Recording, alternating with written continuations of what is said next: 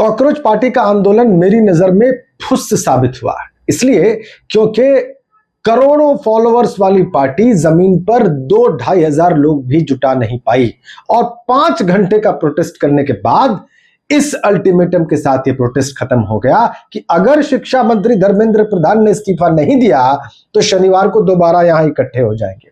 लेकिन कॉकरोच इतनी भीड़ वहां पर अपने इकट्ठा नहीं कर पाए कि वो सरकार पर किसी किस्म का दबाव बना सकें। क्यों? आइए इसको जल्दी से समझने की कोशिश करते हैं। कॉकरोच जनता पार्टी ऑनलाइन आई, सटायर था, पॉलिटिकल पार्टी बन गई, प्रवक्ता बन गए, अभिजीत दीपके दिल्ली लैंड कर गए और उनको प्रोटेस्ट की परमिशन भी मिल गई। कई लोगों को इस पर डाउट है, मुझे भी डाउट है।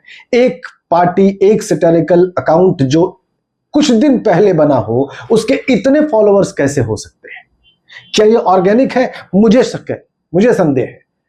मजबूत से मजबूत विचार को भी ऑनलाइन सोशल मीडिया पर गैदर होने में, मोमेंटम बटोरने में टाइम लगता है।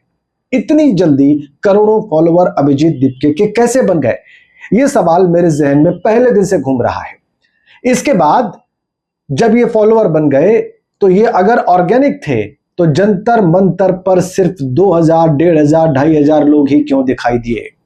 तब जबकि सोशल मीडिया पर यह खबर वायरल थी, तब जबकि इसको मीडिया पूरी कवरेज दे रहा था, क्यों इतनी कम तादाद में ये युवा जो कि अपने आप को कॉकरोच कह रहे हैं, प्रताड़ित बता रहे हैं और धर्मेंद्र प्रधान के इस्तीफे की मांग कर रहे हैं, नहीं पहुंच पाए? यह सवाल बहुत मौजूद है। अभिजीत दीपके को यह डर था और बार बार उनके लोग कह रहे थे कि वो अरेस्ट किए जा सकते हैं, वो डिटेन किए जा सकते हैं, लेकिन ऐसा कुछ नहीं हुआ। 1.5 घंटे जरूर लगा एयरपोर्ट से बाहर निकलने में, लेकिन उनको जंतर मंतर पर प्रोटेस्ट करने की परमिशन मिल गई शाम के 5 बजे तक। तमाम लोग कोशिश करते रहे लेकिन उनको प्रोटेस्ट करने की परमिशन नहीं मिली, लेकिन अभिजीत दीपके को परमिशन मिल गई। ये अपने आप में सवाल है। अभिजीत दीपके का ये अकाउंट, सैटेरिकल अकाउंट, व्यंग्य वाला अकाउंट फौरन पॉपुलर हो गया और इसको करोड़ों समर्थक मिल गए, ये भी एक सवाल है। और जब जमीन पर समर्थन दिखने की बात आई तो टाइम टाइम फिस, सब नदारद, कुछ भी नहीं हुआ। इसका एक मतलब यह भी है कि जो लोग जेन्युइनली बेरोजगारी को मुद्दा मानते हैं या शिक्षा के सिस्टम की गड़बड़ी का मुद्दा स्वीकार करते हैं, वो भी इतने गुस्से में नहीं है कि वो बाहर निकलकर जंतर मंतर पर दोपहर में दिल्ली की गर्मी में 40 डिग्री से ऊपर तापमान पर 42-43 डिग्री पर प्रदर्शन करें।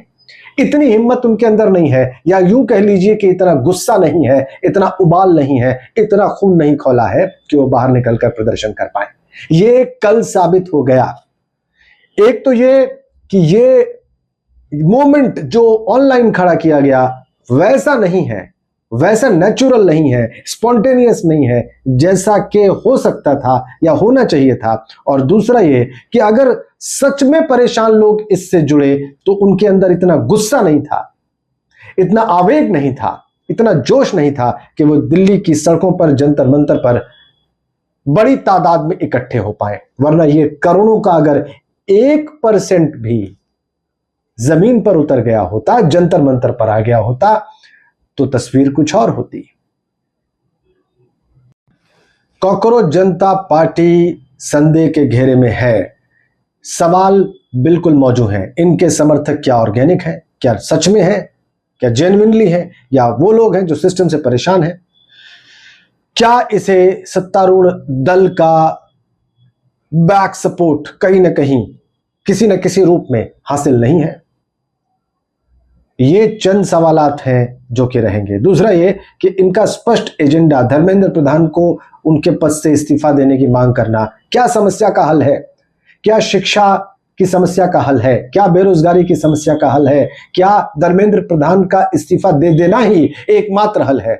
ये भी एक बहुत बड़ा सवाल है। और कॉकरोच जनता पार्टी को अपनी बात साफ करनी होगी, उन्हें स्पष्ट करना होगा कि धर्मेंद्र प्रधान का इस्तीफा ही क्या उनके पास एकमात्र समाधान है, या इसके आगे भी उन्होंने कुछ सोचा है, कुछ बड़े बदलाव उनके जहन में है, कुछ बड़ा परिवर्तन उनके पास है, या सिर्फ ये बात जो बार बार कही जा रही है कि धर्मेंद्र प्रधान इस्तीफा दो, यही एकमात्र मुद्दा उनके पास है, इसके आगे कुछ नहीं। और अगर ऐसा है तो फिर ये खोखली बात है, फिर ये शैलो है, फिर ये हॉलो है, इसके अंदर कोई कंटेंट नहीं।